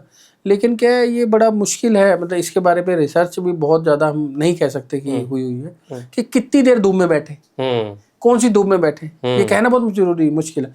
चेंज है कि यहाँ की धूप और वहाँ की धूप में कितनी अल्ट्रावायलेट रेज है। तो एक सीधा सरल आंसर है इसका कि आप विटामिन डी सप्लीमेंट लो। आप विटामिन डी सप्लीमेंट इंडिया में वाइडली अवेलेबल है, हर जगह वाइडली अवेलेबल है। तो विटामिन डी सप्लीमेंट आपको अपने लाइफस्टाइल का पार्ट बनाना चाहिए। मेरी ये रिकमेंडेशन है कि विटामिन डी आपको रेगुलर बेसिस पे लेना चाहिए। जैसे नमक, हमारा आयोडीन हम नहीं खाते, आयोडीन आप खाते हो नहीं खाते, लेकिन गोइटर बहुत कॉमन था आयोडीन की कमी से, तो गवर्नमेंट ने क्या किया, नमक में डाल दिया आयोडीन। तो लोग खाने लग गए। अब आप नमक खाते हो, आयोडीन साथ में चला, आपको पता नहीं लगता गोइटर क्या है। अब वो गलगोटू कहाँ होते हैं, इंडिया में गलगोटू खत्म हो गए। तो विटामिन डी भी बहुत कॉमन है। तो विटामिन डी को यदि घी में या किसी भी फूड में डाल दे तो हम उसे खा सकते हैं, लेकिन वो मिलता नहीं है, इसलिए हमें सप्लीमेंट लेने चाहिए। ओके डॉक्टर दीपक, एक सबसे बड़ी आजकल जो समस्या आ रही है, खास करके जब से मोबाइल आया है हमारे जीवन में, तो हमारा जीवन 360 चेंज हुआ है। उसका फ़ायदा तो हुआ ही हुआ है, नुकसान भी बहुत हुआ है। तो मोबाइल अक्सर जो एडिक्शन होता है, मैं आपको ना एक इमेज दिखाता हूँ। मैं जो है AI से मैंने पूछा कि ये बताइए कि अगर मान लीजिए हम ऐसे ही मोबाइल का एडिक्शन हमें लगता रहे और इन फ्यूचर जो है हम कैसे हो जाएंगे, मतलब हम 24 घंटे ऐसे इसमें लगे रहते, तो फ्यूचर में जो है हम किस तरीके से हो जाएंगे कि हमारा जो शरीर है कैसे बदलेगा। तो ये देखिए, इस तरीके से AI ने बना के दिया है, फोटो में सबको दिखा दूंगा कि हम आने वाले दिनों में हमारा जो पोस्चर है वो ऐसा हो जाएगा। तो इसके बारे में थोड़ा सा बताइए कि जो मोबाइल का एडिक्शन है, अब तो सारा काम मोबाइल से होता है, रेडियो इस पे है, टीवी इस पे है, इंटरनेट इस पे है, कंप्यूटर इस पे है, कैमरा इस पे है, इससे तो दूर नहीं जा सकते। अगर लगातार एक इंसान जो है मोबाइल का इस्तेमाल किया जा रहा है, तो उसके पोस्चर में क्या डिफरेंस आ सकता है, कितना खतरनाक साबित हो सकता है? अच्छा देखो साहब, मोबाइल जो है वैसे तो हर चीज़ का एक उपयोग होता है जी। हर चीज़ का उपयोग होता है। मोबाइल वाकई में हमारी बहुत ज़्यादा हमारे जो काम को है वो बेटर करता है, बहुत ही अच्छा करता है। ऐसा नहीं है कि मोबाइल से हमें गेन भी हो रहा है, हम पढ़ भी मोबाइल से, हाँ हाँ बिल्कुल, ऐसा नहीं। लेकिन हमें जो क्या है कि हर चीज़ का ओवर यूज खराब करता है। तो हम क्या है, एक पोस्चर में यदि हम मोबाइल में लगे रहते हैं, एक पोस्चर में बैठे रहते हैं, तो डेफिनेटली वही मैंने आपको बताया था, रिपीटेटिव स्ट्रेस इलनेस शुरू से बता दिया था। तो हमारा आज का जो युवा है वो उसमें जाता जा रहा है। हम एक पर्टिकुलर मसल्स है वो एक्टिव होती जा रही है, तो वो स्ट्रेंथन होती जा रही है, वो ओवर पावर्ड होती जा रही है दूसरी मसल्स के ऊपर, इसलिए डिफॉर्मिटी आती जा रही है। लोगों को हम बैक होता जा रहा है, मतलब कि गर्दन जो आगे झुकती जा रही है, पीछे से गर्दन निकलती जा रही है। तो वो सारी चीजें जो है ये पोस्चरल प्रॉब्लम होती हैं, और ये कहीं ना कहीं मोबाइल इसका जिम्मेवार है। यहाँ पे ना गर्दन के पीछे इतना मोटा नहीं हो जाता है, निकल जाता है, हम निकल जाता है, वो हम निकल जाते हैं क्योंकि हमारा पोस्चरल प्रॉब्लम है। अच्छा। दूसरा क्या है कि मोबाइल का जो हमारी बॉडी पे जो इफेक्ट पड़ रहा है, हमारे उस पर तो पड़ ही रहा है। दूसरा क्या है, बेसिकली ये ब्रेन को चेंज कर रहा है, उससे ज़्यादा इफेक्ट पड़ रहा है। जो हमारे रील्स हैं और जो बच्चे इसको देख रहे हैं, उससे उनको ऑटिज्म के इंसिडेंट बहुत बढ़ रहे हैं, बहुत ज़्यादा आ रहे हैं। हालांकि मैं उसका स्पेशलिस्ट नहीं हूँ, पर ये मेरे को पता है। जो डॉक्टर, मैंने ऐसे ही एक डॉक्टर के साथ में किया जो ऑटिज्म एक्सपर्ट है, सबसे जो मेन कॉमन सबसे बड़ा वो मोबाइल है। आप मोबाइल छीनोगे ना, वो पूरे घर को तोड़ देगा बच्चा। हाँ, क्योंकि ना वो उससे मोबाइल से क्या है कि आपस में 2 वे कम्युनिकेशन नहीं है, ये 1 वे कम्युनिकेशन है। वो बोलता जा रहा है, वो सुनता जा रहा है। राइट। तो वो ऐसा ही बन जाता है। तो बच्चों को मोबाइल देना और देखना वैसे बहुत अच्छी बात नहीं है, बिल्कुल। हमें जब तक बच्चों का ब्रेन डेवलप नहीं हो जाता, उनको मोबाइल से दूर रखना चाहिए। ओके एक चीज़ और, हम अक्सर क्या करते हैं, जब हम नाई पे जाते, बाल कटाने के लिए जाते हैं, तो हम बोल देते हैं यार थोड़ी मसाज करके वो गर्दन चटका दे। तो वो गर्दन अच्छी खासी आवाज़ आती है कट की आवाज़ आती है, एक बार इधर करेगा एक बार इधर करेगा। लेकिन वहीं पर जब हम फिल्मों में देखते हैं, मूवीज़ में देखते हैं, एक हीरो आता है और गर्दन पकड़ी ऐसे घुमा दिया और वो आदमी मर गया। घुमा तो वो भी रहा है और घुमा वो भी रहा है, लेकिन एक जगह ख़त्म हो जा रहा है आदमी। तो इसके पीछे थोड़ा भाई, क्या गर्दन ऐसे चटकाना सही है जो हम सलून पे जाके करवाते, और ऐसे एकदम गर्दन घुमा देने से आदमी मर कैसे जाता है? अच्छा देखो साहब, देखो massage is a good part, massage करवानी चाहिए, कोई प्रॉब्लम नहीं। पर ऐसा नहीं है कि हमें मैनिपुलेशन करवाना चाहिए। देखो दो चीज़ें, दो अलग वर्ड है। एक तो मसाज करवाना, जिसे हम मालिश कहते हैं, तो मालिश करवानी चाहिए, कोई प्रॉब्लम नहीं। पर एक होता है मैनिपुलेशन, मतलब हमें छेड़ना, जैसे घुमाना करना, तो मैनिपुलेशन नहीं करवाना चाहिए। इससे ऐसा हो सकता है कि आपको डैमेज हो सकता है। तो मैं इसके सख्त खिलाफ हूँ कि आपको किसी और की बॉडी का मैनिपुलेशन नहीं करना चाहिए। आप खुद अपनी बॉडी को स्ट्रेच कर सकते हो। आप चाहो तो अपने हाथ ऊपर ले जाओ, पीछे ले जाओ, खुद करोगे तो आपको पता लगेगा कि अभी पेन आने वाला है, हमें इससे ज़्यादा एक्टिविटी नहीं करनी है, होगा भी नहीं वो, ठीक है ना, ये होगा भी नहीं।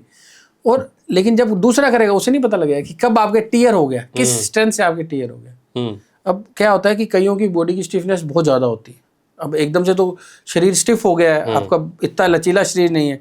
यदि आप मैनिपुलेशन कराओगे डेफिनेटली वो कोई ना कोई मांसपेशी जो है वो आपकी टीयर होगी या कहीं ना कहीं बोन पे भी जोर आ जाएगा। तो मैनिपुलेशन नहीं करवाना चाहिए, मसाज करवा सकते हैं।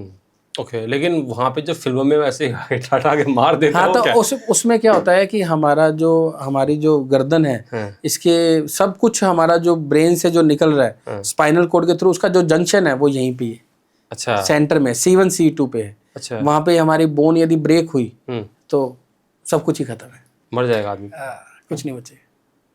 क्वाड्रिपैरेसिस हो जाएगा, कई बार ब्रेन स्टेम की इंजरी हो जाएगी तो कुछ नहीं बचेगा। हमारा ब्रेन स्टेम जिसे हम छोटा दिमाग बोलते हैं वो पीछे होता है, इसे ब्रेन स्टेम बोलते हैं। ब्रेन स्टेम होता है जिससे हमारा सारा हार्ट, ये सब ब्रेन, ये सब उसी से मतलब चल रहा है, जो ऑटोनोमिक सिस्टम है उसी से चल रहा है।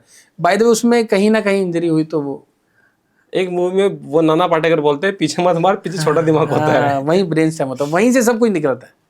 ओके। अच्छा, हम अक्सर ऐसे उंगली चटकाने लगते हैं और अच्छी आवाज़ आती है, अब दोबारा करोगे तो नहीं होगा, थोड़ी देर बाद फिर से होने लगेगा। तो क्या उंगलियां चटकाना इस तरह पैरों की, हाथों की, हाँ कर सकते हैं, इट्स नॉर्मल, कोई ऐसा एक्सेसिव, हर चीज़ की एक्सेसिव तो खराब करती है, लेकिन कर सकते हो। स्ट्रेचिंग करना या फिर अपने बॉडी को चलाना, ऐसे करना, ये सब एक्टिविटीज़ करना, ये नॉर्मल है, ये करनी चाहिए, कोई इसमें प्रॉब्लम नहीं। ओके। अक्सर डॉक्टर साहब हमने क्या देखा है, जो गाँव में या फिर शहर में जो छोटे बच्चे होते हैं, मान लीजिए 6 महीने 7 महीने का, तो कुछ लोग क्या करते हैं, हाथ पकड़ के उसको ऐसे घुमाने लगते हैं, ठीक है, ऐसे हाथ पकड़ के ऐसे उठा देते हैं, किसी को एक हाथ से उसको उठा लेते हैं ऐसे, उससे कुछ इम्पैक्ट हो सकता है नेगेटिव? हाँ सब, ये बिल्कुल आपने एक बहुत ही अच्छी बात पूछी। हमारे पास बच्चे आते हैं जिनकी एल्बो डिसलोकेट हो जाती है। अच्छा, एल्बो निकल जाती है, और ये हमारे पास हर हफ्ते एक दिन आता है बच्चा कि बाजू चलना बंद होगी सडनली, सब ठीक था, एकदम से बंद होगी बाजू चलना, तो बच्चा बहुत रोता है, तो हम उसके बाजू को बिठा देते हैं मैन्युअल करके। उसका कारण ये होता है कि एक हाथ से बच्चे को उठा लिया। यदि आपने एक हाथ से बच्चे को उठाया है, यदि आपने उसे यहाँ से पकड़ा है, हाथ से पकड़ा है और उठा लिया ऊपर, तो उसकी एल्बो निकल जाएगी। अच्छा, एल्बो निकलने के बाद वो 7 साल तक दोबारा निकलती रहती है। इसे पुल्ड एल्बो बोलते हैं, बहुत ही कॉमन है, हमारे घर कई बच्चे आते हैं। ओके, तो एक हाथ से नहीं उठाना चाहिए कभी भी? एक हाथ से, 2 हाथ से फिर भी आप उठा सकते हो, पर प्रेफर करो कि आप कंधों से उठाओ, कंधों से उठाओ। यदि आप दोनों हाथों से उठाओगे तो भी ज्यादा चांस है, लेकिन यदि आप एक हाथ से बच्चे को उठाते हो, खींचते हो एक हाथ से, और बच्चे का पूरा शरीर उस तरफ रह जाता है और आप एक हाथ से खींचते हो, तो डेफिनेटली एल्बो डिसलोकेट होती है, और ये होती है, कॉमन है। वो इसलिए नहीं आती कि हम आया, हमने रिड्यूस कर दिया और बैठ गया और बच्चा घर चला जाता है, ठीक हो जाता है, पर हम माँ बाप को ये बता देते हैं कि अगले 7 साल तक ये कॉमन रिकरेंट रहता है, दोबारा हो सकता है। तो ऐसा क्या करना चाहिए माँ बाप को जिससे कि वो 7 साल तक वो ना हो, क्योंकि पेन बहुत होता है बच्चे को? अच्छा, क्या है ना साहब, मेरी बात सुनो, एक हाथ से कभी नहीं उठाना चाहिए। ओके। अच्छा, इसमें और कोई तरीका नहीं है, एक बार एल्बो निकल गया तो दोबारा निकल सकता है, ये तो ग्रोथ का एक पार्ट है। तो आप यदि उठाना चाहते हो तो आप कंधों से उठाओ, ठीक है ना, वो बहुत जरूरी है। यदि आप उसको कुछ और करना चाहते हो तो दोनों हाथ से उठा सकते हो फिर भी, पर एक हाथ से कभी नहीं उठाना चाहिए। सर, आजकल क्या होता है कि शूज को हम आजकल बड़े देख के ब्रांडेड शूज, बढ़िया शूज, महंगा शूज पहनते हैं ताकि हमें थोड़ा कंफर्टेबल महसूस हो, और हील्स अक्सर बहुत ज़्यादा आ गई है, जूतों में भी हील्स होती है, हाँ, छोटी छोटी होती है, और महिलाएं तो बहुत बड़ी बड़ी हील्स पहनती है। तो जूते चप्पल को लेते वक्त हमें क्या ध्यान रखना चाहिए जिससे कि हमारे पैरों में कुछ ऐसी इंजरी ना आ जाए जिससे कि हमें आगे जाके थोड़ा मतलब भुगतना ना पड़ जाए, बहुत पेन ना हो? तो क्या ऐसा हो सकता है? और दूसरा ये कि हील्स सच में ही पहननी चाहिए या फिर वो मतलब लोग पहनते हैं स्टाइल के लिए लेकिन वो खतरनाक साबित होती है? अच्छा अंकुर जी, मैं ना आपको इसका पूरा एक बताना चाहूँगा, क्योंकि ये हमारे लिए बहुत कॉमन टॉपिक है और हम लोगों को बहुत जागरूक भी करते हैं इस बारे में। हमारे पेशेंट आता है तो हम उससे बातें भी करते हैं, कई बार हम बता पाते हैं बिजी प्रैक्टिस में, कई बार नहीं बता पाते हैं। तो हमारे पास दो लोगों के सवाल आते हैं, 2 तरह के सवाल आते हैं। यंग जनरेशन की बात है कि रनिंग को लेके सवाल आता है और शूज़ को लेके सवाल आता है कि मैं रनिंग करूँ नहीं करूँ, मैं भागू दौड़ूँ नहीं। दूसरा आता है कि भैया मैं क्या एक्सरसाइज करूँ कि मेरे घुटने हेल्दी रहें और मेरे घुटनों पे डैमेज ना हो। दूसरा, किस तरह का फुटवियर पहनूं ताकि घुटने डैमेज ना हो। यही एक सवाल है ना आपका? जी बिल्कुल। अच्छा, पहले तो बात करते हैं हम रनिंग की। अच्छा, रनिंग अच्छी होती है, रनिंग करना अच्छा माना जाता है और रनिंग अच्छी भी होती है क्योंकि रनिंग से हम हेल्दी रहते हैं, हमारा कार्डियोवैस्कुलर मतलब हमारा हार्ट है वो भी स्ट्रॉन्ग रहता है, ब्रेन भी एक्टिव रहता है और हमारे अंदर ऐसे हार्मोन रिलीज होते हैं जिससे कि हमारा बॉडी का जो सिस्टम है वो अच्छा लगता है, हमें गुड फीलिंग आती है। तो रनिंग एक अच्छी चीज़ है, रनिंग करनी चाहिए। लेकिन क्या होता है कि रनिंग जब आपको पेन आना जाए घुटनों में दर्द आ गया जैसे, तो फिर आप रनिंग स्टॉप कर सकते हैं।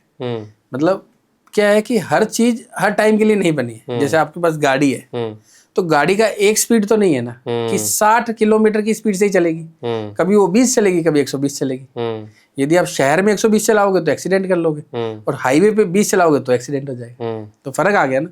तो वैसा ही है, हमारे लोग ये पूछते हैं कि रनिंग हम करना चाहते हैं, हम करें नहीं करें। तो रनिंग जरूर करना चाहिए जब तक आपके दर्द नहीं आता है, लेकिन एक बार आपके पेन आने लग गया तो रनिंग एक्टिविटी को फिर हमें रोकना चाहिए, ओवर यूज कम करना चाहिए। आपको आइडिया मेडिकल में एक टर्म है रनर नीज, धावक का घुटना। अच्छा, रनर्स नीज, जो लोग रनिंग करते हैं उनके घुटनों में कई बार दर्द आने लग जाता है, उसमें पेन आने लग जाता है, उसको रनर्स नी बोलते हैं। वो जनरली ओवर यूज से होता है। आपकी रनिंग जो बॉडी निकाल रही है वो रनिंग करो, लेकिन आप ओवर यूज करोगे तो impact activity, high demand activity है ना। रनिंग और स्टेयर्स ए हाई डिमांड एक्टिविटीज है, ये तो आप मानती हो। घुटनों पे बॉडी का 4 गुना प्रेशर पड़ता है जब आप रनिंग करते हो या फिर स्टेयर्स यूज करते हो। तो जब तक आप कर पा रहे हो उसे करो, लेकिन जब आपको पेन आने लग गया या आपको रनर्स नहीं हो गया या शिन पेन आने लग गया तो इसको आप फिर एक बार कर्टेल कर लो। पहले आप अपनी हेल्थ सुधारो फिर दोबारा स्टार्ट करो। एक बात तो ये क्लियर होगी। तो रनिंग बुरी नहीं है, लेकिन कब करनी है यही चीज अच्छी है जी। अच्छा, अब running by the way pain आने लग गया तो अब क्या करें, कौन सी एक्सरसाइज करें? तो walking and cycling is a good exercise for नी। आप वॉक करो, ब्रिस्क वॉक करो, साइकिलिंग करो, अच्छी एक्सरसाइज है दोनों घुटनों के लिए। एम तो हमारा अपने आप को हेल्दी रखना है ना। राइट। तो उसका ये तो नहीं है कि आप हेल्दी रखने, अपने हार्ट को हेल्दी रखने के चक्कर में घुटने खराब कर लोगे। समझ गए? तो ये तो सोचने का पर्सपेक्टिव है। राइट। तो वही बात। अब क्या है कि आती है शूज की बात। अच्छा, सबसे पहले तो हील की बात करते हैं, जो बहुत ही इंपॉर्टेंट टॉपिक है। अच्छा, मैं ये मानता हूँ कि जो बायोमैकेनिकली जो हमने पढ़ाई की है 5 सेंटीमीटर तक, अप टू 5 सेंटीमीटर मतलब 2 इंच तक की हील बॉडी एक्सेप्ट कर लेती है। यदि 2 इंच तक या 5 सेंटीमीटर हील लेते हो तो बॉडी जनरली एक्सेप्ट कर लेती है। लेकिन यदि आप 8 सेंटीमीटर से बड़ी हील पहनते हो, मतलब 2.5 इंच से ज्यादा, 3 इंच से ज्यादा, तो फिर आपको नेगेटिव इम्पैक्ट आएगा घुटनों पे डेफिनेटली। सिर्फ घुटनों पे या पैरों पे भी? घुटनों पे, मेनली घुटनों पे आएगा। अच्छा, इसका कारण है जैसे ही आप हील पहनते हो तो आपका जो वेट बेरिंग पोस्चर है, जैसे आप जब चलने का तरीका है वो चेंज हो जाता है, तो जो वजन है वो ज्यादा पड़ने लग जाता है। इवन तक स्पाइन पे भी प्रेशर आता है, लेकिन मेन घुटनों की हम बात कर रहे हैं। तो आपको हील कम पहननी चाहिए, थोड़ी बहुत heel, up to 5 centimetre heel acceptable है। आप थोड़े लॉन्ग रन तक पहन सकते हो, लॉन्ग टाइम तक पहन सकते हो, लेकिन 8 सेंटीमीटर से हील यदि आप पहनते हो, मतलब 3 इंच से ऊपर यदि आप हील पहनते हो तो वो ओकेजनल पार्टीज में ही पहननी चाहिए, उसको रूटीन का पार्ट नहीं बनाना चाहिए। ओके। अच्छा, अब हमें शूज की बात करें। अच्छा, शूज जो पहनने हैं हमेशा सॉफ्ट होने चाहिए, उसका कुछ नहीं होने चाहिए। जो हमने पहले प्लांटर फेशियाइटिस की बात की थी, कहीं ना कहीं शूज से उसका लिंक है। यदि आपके शूज सॉफ्ट रहेंगे उतना आपको कुशनिंग इफेक्ट अच्छा मिलेगा, उतना आपका चलने का पोस्चर इंप्रूव होगा, उतना आपका पेन कम रहेगा। दूसरा, मीडियल जो हमारा पैर में मीडियल आर्च होता है, अंदर की तरफ एक उठाव होता है, उसका सपोर्ट पूरा मिलना चाहिए और ग्रिप पूरी होनी चाहिए कंधे। तो शूज वो लो जिसमें आर्च हो, जो आपको आर्च सपोर्ट दे। दूसरा, सॉफ्ट होना चाहिए, कुछ नहीं होना चाहिए, और थोड़ी बहुत हील हो सकती है उसमें। मैंने पहले ही कहा कि 2 इंच तक की हील तो बॉडी एक्सेप्ट करती है और उसमें थोड़ा हील होने में कोई नुकसान नहीं है, थोड़ी हील हो सकती है। बिल्कुल ही फ्लैट पहनो ऐसा कुछ नहीं है कि बिल्कुल ही फ्लैट पहन के आप चलोगे, फ्लैट ही अच्छा होता है हमेशा। थोड़ी हील से हमें बेनिफिट होता है। अप टू 2.5 सेंटीमीटर हील हमें बेनिफिट ही करती है, लेकिन 5 सेंटीमीटर तक हम एक्सेप्ट करते हैं हील को, लेकिन 8 सेंटीमीटर के ऊपर यदि आप हील पहनते हो लॉन्ग रन तो आपको नुकसान देती है। बहुत क्लियर है इसमें, कोई इसमें मतलब डाउट नहीं है। ये सब जो बातें हैं ये बायोमैकेनिकली प्रूवन है। डॉक्टर दीपक, हिप रिप्लेसमेंट एक शब्द है और मैं पहले सोचता था कि हिप रिप्लेसमेंट जो है वो ऐसा लगता है पूरे इस हिस्से को जो है काट के निकाल के दूसरा लगा देते हैं।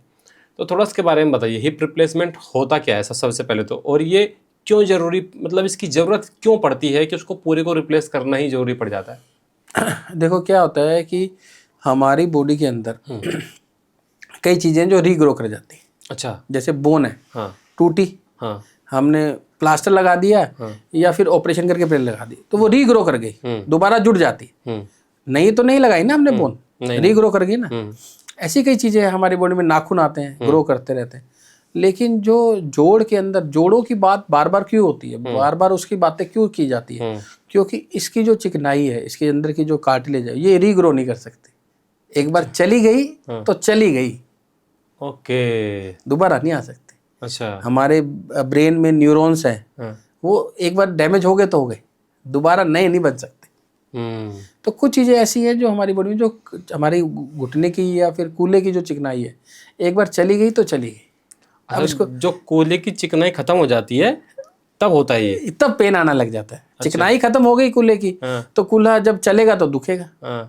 यदि दो सरफेस, यदि दो सतहें हैं आपस में यदि चलती हैं, यदि उसके अंदर यदि घर्षण होता है या फ्रिक्शन होता है तो पेन आता है। तो ऐसा ही हमारा कूल्हा की जो कार्टिलेज है, कूल्हे की जो चिकनाई है, वो इस तरह से बनी होती है कि आप 70 साल चलते हो या 80 साल चलते हो, आपको प्रॉब्लम नहीं आती। तो जैसे ही कार्टिलेज लॉस हो गई तो मतलब उसके अंदर की जो चिकनाई है वो चली गई, तो मतलब आपको पेन आने लग जाएगा। और वो पेन ऐसा आता है कि चलते वक्त भी पेन आता है, बैठते वक्त भी पेन आता है। तो जो कूल्हे की चिकनाई यदि एक बार चली जाती है, यदि कोई भी कारण रहा हो, तो बहुत मोस्ट कॉमन कारण तो एवियन होता है, एवास्कुलर नेक्रोसिस बोलते हैं, जो जनरली स्मोकिंग करने से, अल्कोहल अत्यधिक यूज करने से या स्टेरॉइड की मेडिसिन खाने से बहुत ज़्यादा आ जाता है। स्टेरॉइड लॉन्ग रन में यदि स्टेरॉइड खाते हो, ऐसा नहीं शॉर्ट टर्म में खाओगे तो हो जाएगा, लॉन्ग रन में लंबे टाइम तक आपने स्टेरॉइड खाए, किसी भी बीमारी को लेके खाए, या फिर आपने स्मोकिंग की रेगुलरली, या अल्कोहल आप रेगुलर पीते हो, तो चांस है कि आपको वो एवियन हो सकता है। स्टेरॉइड का भी जुडिशियल यूज तो इट्स प्रैक्टिकल करना चाहिए। तो अब एवियन एक बार हो गया या कूल्हे की ब्लड सप्लाई चलेगी, तो उसका इलाज फिर हिप रिप्लेसमेंट है। अब रिप्लेसमेंट वर्ड आ गया, इसलिए मैंने कहा कि कार्टिलेज को नया लगाया जाएगा। हड्डी को तो जोड़ा जाएगा, हड्डी को सिंथेसिस किया जाएगा, मतलब हड्डी को जोड़ा जाएगा, लेकिन कूल्हा बदला जाएगा। तो इसे कहते हैं हिप रिप्लेसमेंट। हिप रिप्लेसमेंट में हम उसमें आर्टिफिशियल कप और आर्टिफिशियल बोल, मतलब कि मेटल की या फिर सिरामिक की बोल और मेटल का या फिर प्लास्टिक पॉलीएथिलीन होता है उसका कप लगा देते हैं। इसको हिप रिप्लेसमेंट बोलते हैं। इसमें जो मसल्स हैं वो आपकी ही रहती हैं, सिर्फ जो डैमेज पार्ट है उसको रिमूव करके उसकी जगह पे नया पार्ट लगा दिया जाता है। जो आप कप जिसकी बात आपने बोली है, तो वो जो होता है कप वगैरह, वो फिर उसमें जो चिकनाई होती है वो हमेशा के लिए रहती है। अच्छा, इसमें क्या होता है कि इसमें हम 3 सरफेसेस लगाते हैं, 2 सरफेसेस लगाते हैं, उसके बीच में प्लास्टिक डालते हैं। अच्छा, मैं आपको बताता हूँ जी। क्या होता है कि जो कूल्हा होता है, कूल्हे के अंदर एक बॉल होती है और एक कप होता है, इस तरह से वो जी मूव करते रहते हैं। जी जी। अच्छा, अब चिकनाई खत्म हो गई, मूवमेंट खत्म हो गई, तो जो कप है तो उसमें एक मेटल का कप आता है, तो मेटल का कप लगा दिए। जो बॉल आती है, जो बॉल है हमारी, उसमें बॉल लगा दी। बॉल आती है मेटल की भी, सिरामिक की भी, तो ये तो दोनों हार्ड सर्फेसेस होगी। ठीक है। इसके बीच में एक प्लास्टिक आता है, जो मेडिकल प्लास्टिक होता है, जिसे कहते हैं पॉलीएथिलीन, जिसकी जो घिसने की क्षमता है, जो घिसता है वो बहुत ही कम घिसता है। एक साल में 0.1 mm घिसता है। अच्छा, एक साल में घिसता नहीं है वो, इतना अच्छा प्लास्टिक होता है। इन दोनों मेटल के बीच में एक प्लास्टिक होता है जिसको पॉलीएथिलीन बोलते हैं, और वो घिसता नहीं है, तो उस पे फिर हमें फ्रिक्शन फ्री मूवमेंट मिलती रहती है। तो मेटल, प्लास्टिक, फिर मेटल। अच्छा, प्लास्टिक के इधर भी मेटल और इधर भी मेटल, तो बीच का जो प्लास्टिक होता है ये मेडिकल प्लास्टिक होता है, हाई ग्रेड प्लास्टिक होता है। घिसता नॉर्मली यूज नहीं करते हैं इसका, ये मेडिकल में यूज होता है। ओके। इसे पोलियो, घुटने में भी यही प्लास्टिक डलता है। अच्छा, कूल्हे में भी यही प्लास्टिक डलता है। तो फिर ऐसा जिसका हिप रिप्लेसमेंट हुआ है वो आदमी जीवन में फिर क्या काम ऐसे जो नहीं कर सकता? अच्छा, जीवन में वो सारे काम कर सकते हैं, कोई प्रॉब्लम नहीं है, लेकिन जनरली हम उसे ये बोलते हैं कि आप फ्लोर एक्टिविटी, मतलब नीचे बैठना या रनिंग करना अवॉइड करो। यदि आप करते हो तो ज़्यादा डिमांड होती है, ज़्यादा डिमांड करते हो तो है तो आर्टिफिशियल पार्ट ना, जितना संभाल के चलाओगे गाड़ी, अब आपके कैसे चलानी है ये आप डिपेंड करता है। अच्छा, ऐसा होता है। अच्छा, ऐसे ही उसमें होता है जो आपके ये नी में, हाँ, नी में भी ऐसे होता है। नी को जब रिप्लेस करते हैं, लेकिन अभी ऐसा मतलब ऐसा इनोवेशन भी अब बहुत ज़्यादा आ रही है मेडिकल में भी, एआई की वजह से, कि जो उसमें चिकनाई होती है जैसे वो खत्म हो गई तो उसको इंजेक्शन से लो और वापस उसमें डाल दो, जैसे इंजन का ग्रीस लगाओ दोबारा पहिया डाल दो, ऐसे पॉसिबल है? ऐसा पॉसिबल है, ऐसा पॉसिबल है। देखो क्या है कि ऐसा तो है नहीं कि घुटना आज आपका दुखने लगा और आज ही बदलवा लो, ऐसा नहीं। जब आपका घुटना दुखने लगा, बदलवाने का टाइम तो 20 साल बाद आएगा। हाँ जी। उसके बीच में वो घुटना घिसेगा, ग्रेड 1, ग्रेड 2, ग्रेड 3, ग्रेड 4 तक जब जाएगा, जब मतलब क्या है, घुटना जब घिसना स्टार्ट हो, कार्टिलेज कम होना स्टार्ट हुई, तो शुरुआती दौर पे चिकनाई के इंजेक्शन आते हैं। सिंथेटिक भी आते हैं कि जैसे आप सिंथेटिक, वो पहले से आते आ रहे हैं। सिंथेटिक इंजेक्शन तो आज से बहुत पहले से आ रहे हैं। तो आप सिंथेटिक इंजेक्शन लगवा लो, घुटना साल भर अच्छा चलेगा, फिर थोड़ा बहुत दर्द कर सकता है, हो सकता है उससे भी लंबा निकल जाए। अच्छा। लेकिन आजकल थोड़ी टेक्निक एडवांस हो गई है, इसे हम कहते हैं रीजनरेटिव मेडिसिन, मतलब दोबारा पैदा करना। जो मैं बात कर रहा था, कार्टिलेज दोबारा पैदा नहीं हो सकता। हाँ। अभी मैं बात कर रहा था जी। हाँ, वो क्या है कि अब रीजनरेटिव मेडिसिन आ गई है हमारे फील्ड में। रीजनरेटिव मतलब दोबारा पैदा कर सकते हैं, सेम जो अंदर चिकनाई थी अंदर चिकनाई ऐसा पैदा कर सकते हैं। अच्छा। कोशिश कर रहे हैं, उसकी तरफ अग्रसर है। अच्छा। लेकिन अभी पूरे सक्सीड नहीं हुए। तो उसमें क्या है कि आपका जो ब्लड है वो लिया जाता है, ब्लड को प्रोसेस किया जाता है, तो उसके अंदर ग्रोथ फैक्टर होते हैं, मतलब जो ऐसे फैक्टर होते हैं जो हमारी नई ग्रोथ करने में हेल्प करते हैं, उनको एक्सट्रैक्ट करके घुटने के अंदर लगाया जाता है। अच्छा, वो चिकनाई के लिए काम आते हैं, चिकनाई बनाने में काम करते हैं। वो घुटने में जाएगा, घुटने में रिएक्ट करेगा और चिकनाई बनाएगा। जो चिकनाई आपकी खत्म होगी उस पर काम करेगा, वो चिकनाई बनाएगा, क्योंकि उसके अंदर हमारी बॉडी के ग्रोथ फैक्टर है, नए ग्रोथ करने वाले। तो उनको हमने निकाला, प्रोसेस किया, और उसकी किट्स आती है, सब कुछ आता है। उसका थेरेपी होती है प्रॉपर, 3 इंजेक्शन लगवाने पड़ते हैं। पहले जो हमारे पास अवेलेबल था वो सिंथेटिक मटेरियल था, चिकनाई सिंथेटिक थी, अंदर लगा दिया, 1.5 साल चलेगा, फिर खत्म हो जाएगा, पर चिकनाई आपकी कम भी रहेगी। अच्छा, आपने रंग कर दिया ऊपर। ओके। अच्छा डॉक्टर साहब, एक बात और, अभी रिसेंटली जो है चाइना में एक इनोवेशन हुआ है ऑर्थोपेडिक के क्षेत्र में, वो ये कि जैसे पहले हड्डियां जो है टूट जाती थी तो उसमें फिर रोड लगाते थे, रोड लगाने के बाद में तब वो जुड़ती थी। उनका ये दावा है, चाइना का ये क्लेम है, और बहुत वायरल थी ये वाली न्यूज़, कि अब आप हड्डियों को एक ग्लू लगा के उसको जोड़ सकते हो। जैसे हम 2 लकड़ी को ग्लू लगा के जोड़ के फर्नीचर बनाते हैं, ऐसे ही अब हड्डी को उठाओ, जोड़ो, लगाओ, और बेस्ट, उसका कोई रिएक्शन नहीं होगा, साइड इफेक्ट नहीं होगा ब्लड के साथ में, और आपकी हड्डी पहले की तरह मजबूत हो जाएगी, कभी टूटेगी नहीं। क्या ये संभव है? अगर है तो इसका क्या आने वाले दिनों में क्या इम्पैक्ट हो सकता है? और अच्छा देखो साहब, हड्डी के अंदर हम ऑलरेडी सीमेंट यूज करते आ रहे हैं।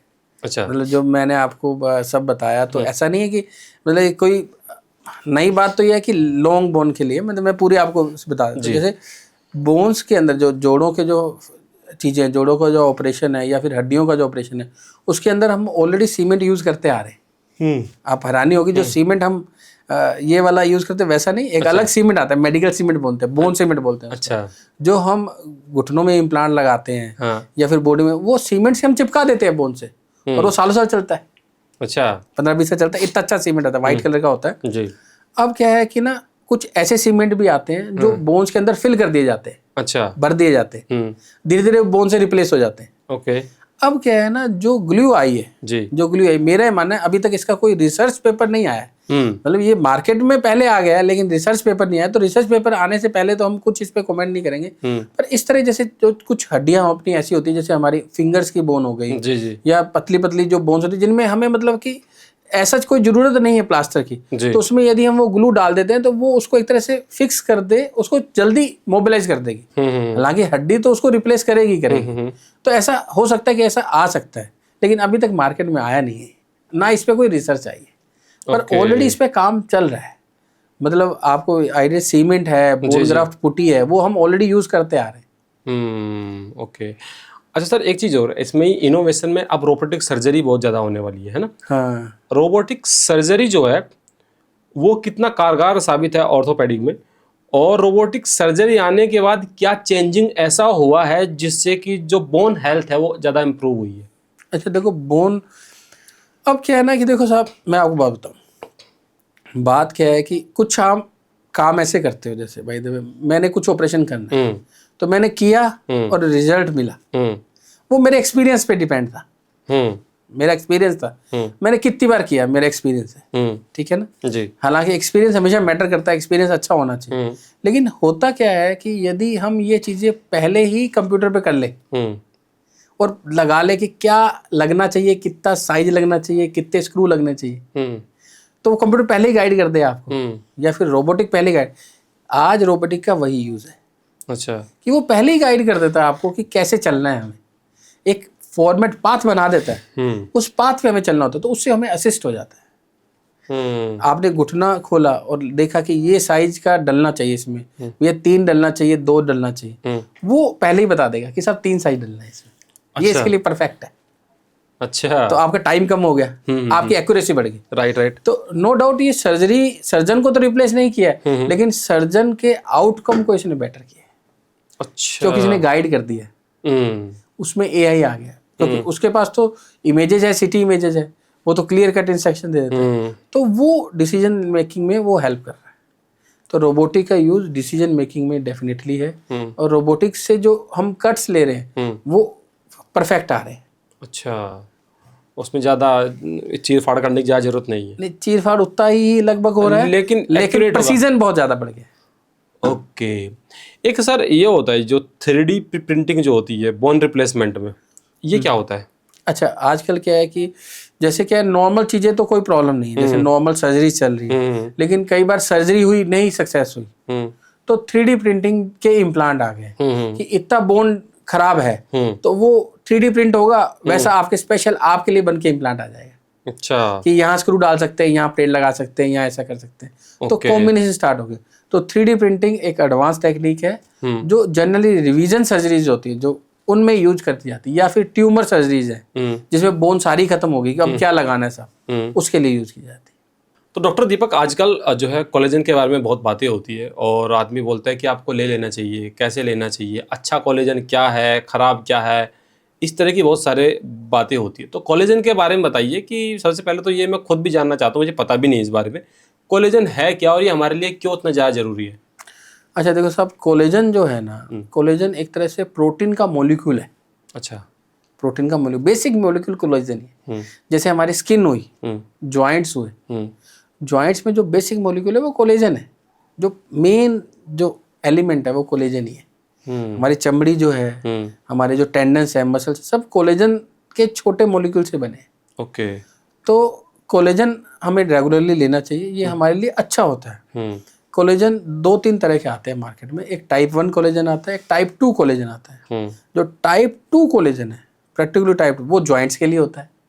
टाइप 1 कोलेजन जो होता है वो स्किन के लिए और टेंडन्स के लिए होता है। अच्छा, तो यदि हम इसको खाते हैं, मतलब एक तरह से हम ये मान के चले कि जैसे भगवान राम ने जब जड़ी बूटी मंगवाई थी तो हनुमान जी को नहीं पता था कि वो तो पूरा पहाड़ उठा ले।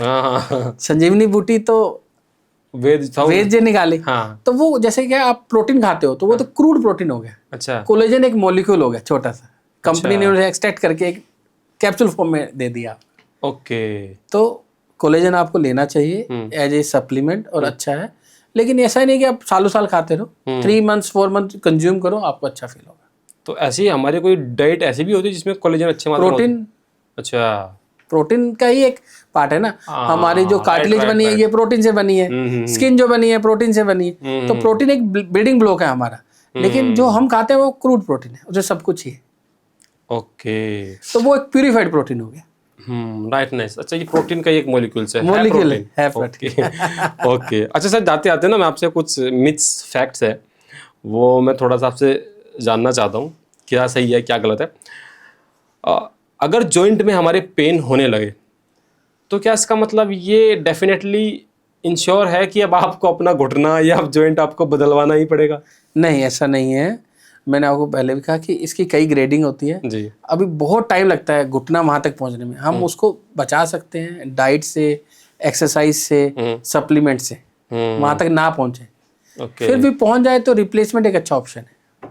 ओके, ऐसी कौन सी आदतें है जिससे कि हमारा जो घुटना है एकदम हेल्दी रहे, हमेशा कोई दिक्कत ना? अच्छा, एक तो डाइट के बारे में हमने बहुत डिटेल में बात की, whole wheat green, blueberries, green leafy vegetables, ये सब अच्छी होती है। बेरीज जो होती है बहुत अच्छी होती है। फैटी फिश मैंने बताया था, उसमें ओमेगा 3 फैटी एसिड होते हैं, ये सब एंटी इन्फ्लेमेटरी होते हैं। टर्मरिक बताया, हल्दी हुआ, अदरक हुआ। एक मैं आपको खास बताना, जैसे अदरक है, अपने हल्दी है, जैसे हम अदरक अदरक, इसमें काली मिर्च डालना बहुत जरूरी होता है ताकि इसका इफेक्ट पोटेंशिएट हो जाए, इसके अंदर जो हार्मोन है वो इफेक्टिवली काम करते हैं।